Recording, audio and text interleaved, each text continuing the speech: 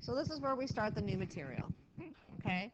We are wanting to verify, and the thing that we have to recognize out is that makes us different than what we did last section is that we have an equal sign and we have another trig function on the other side of it. So these are the proofs trigonometric style, all right? You technically can only have your answer show work on one side of your equal sign. That doesn't mean initially that you might not be working with both sides, okay?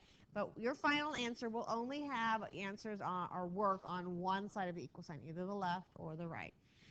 The hint that I suggest that you do is that you find the messy side first and simplify the messiest side, all right?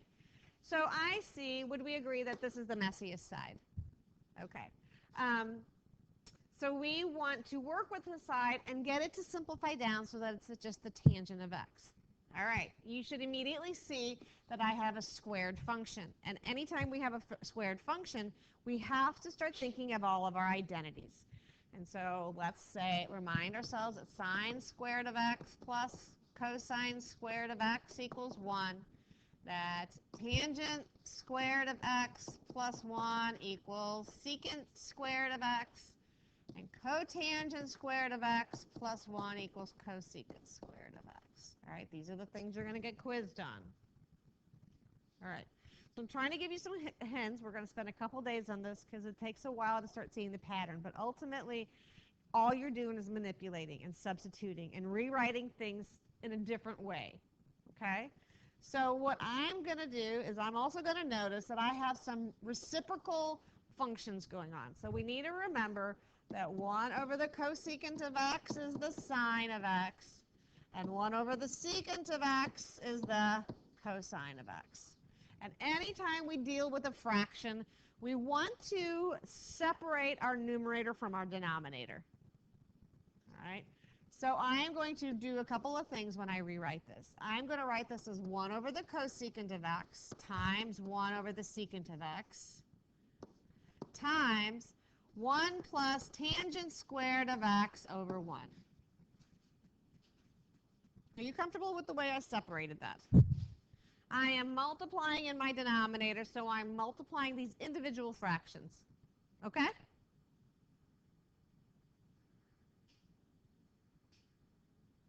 Questions so far? Is that good? Y'all with me? All right. This is the sine. This is the cosine. Remember I said yesterday everything needs to be dealt with in terms of sine and cosine. Okay. What is 1 plus tangent squared? Secant squared of x. Now, I need to keep this equal sign here because all I'm doing is working with the left side, and I want you working down, not across. Okay?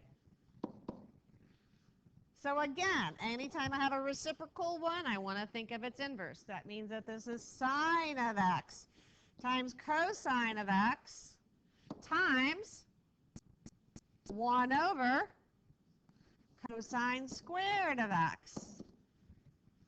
And what am I allowed to do? I can cancel, right? I'm multiplying all the way through here. I have a multiplication times a fraction. So these are like they're saying, being said over 1, yes? So does it allow me to take one of these cosines and get rid of that squared? Leaving me with the sine on the top and the cosine on the bottom. Well, what is sine over cosine?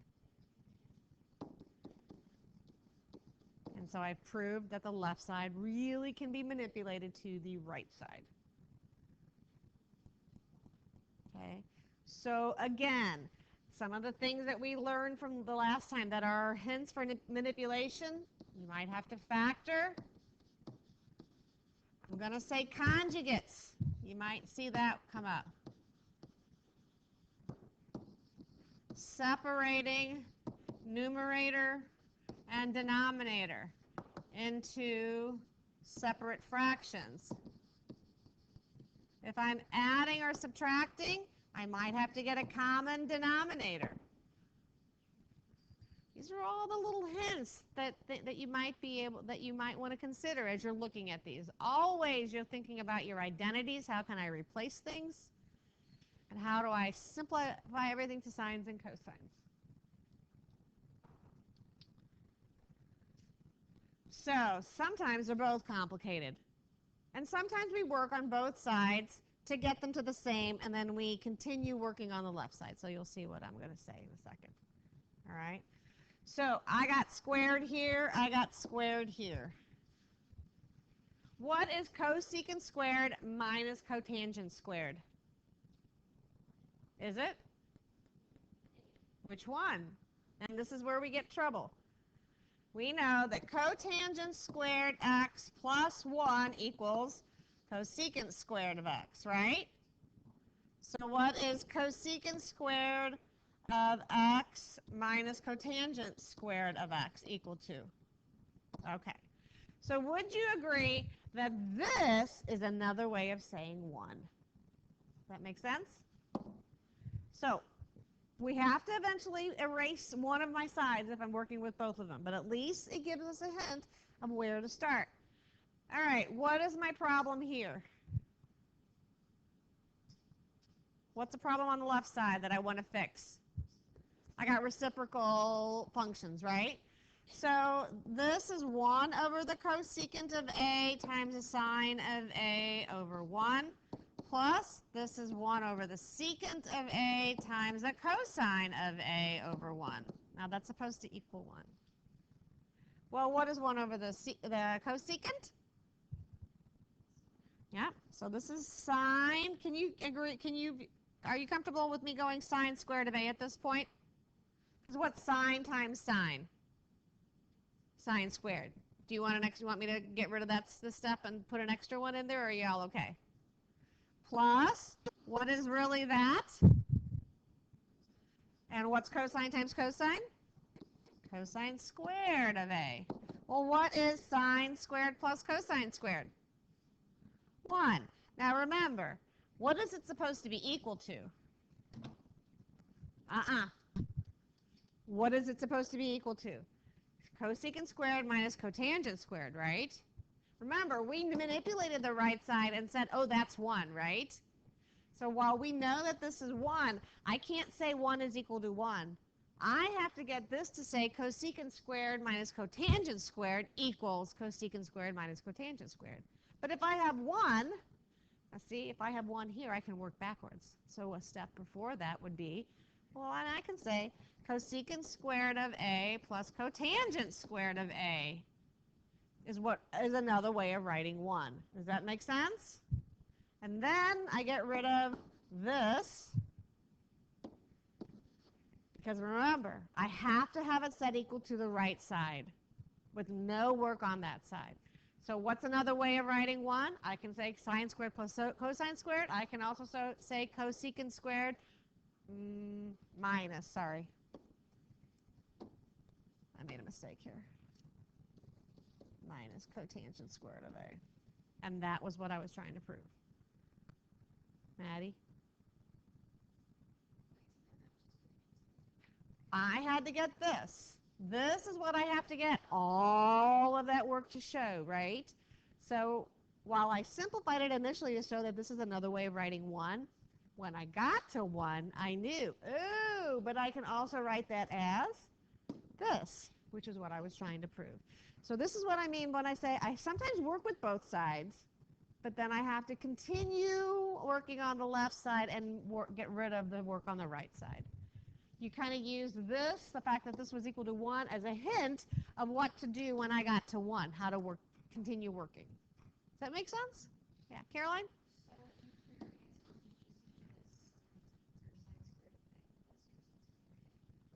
1, and then 1 can be written as cosecant squared of a minus cotangent squared of a. Because that is what the right side said, and that is what I have to get. Okay?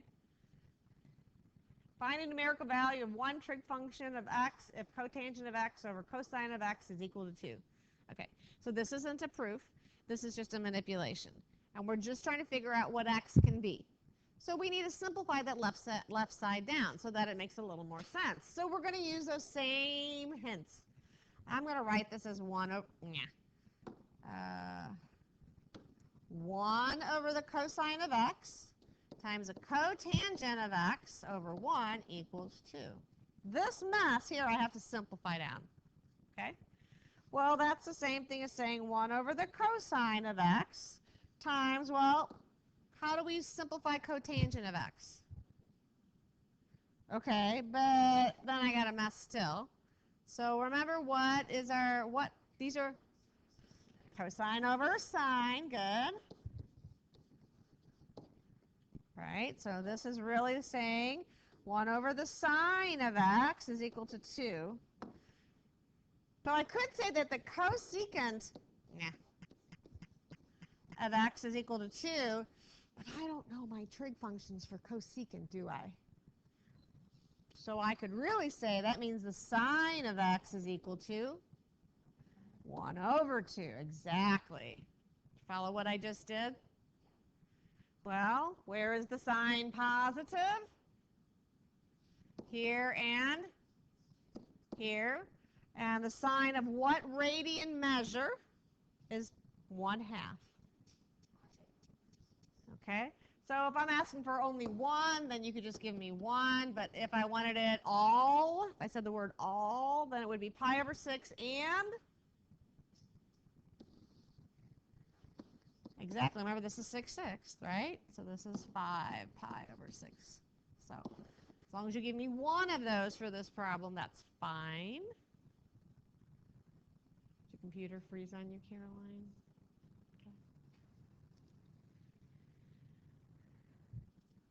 Okay. All right. Pair up with someone. You're gonna need. Oh, one of the hints that I didn't give you. What do you think you'd do in this mess? Yeah, good. So see how you're using your algebra? This would be a foiling problem. How do I know to jump to FOIL? I got 2 parentheses. What a mess. But don't let that mess you up.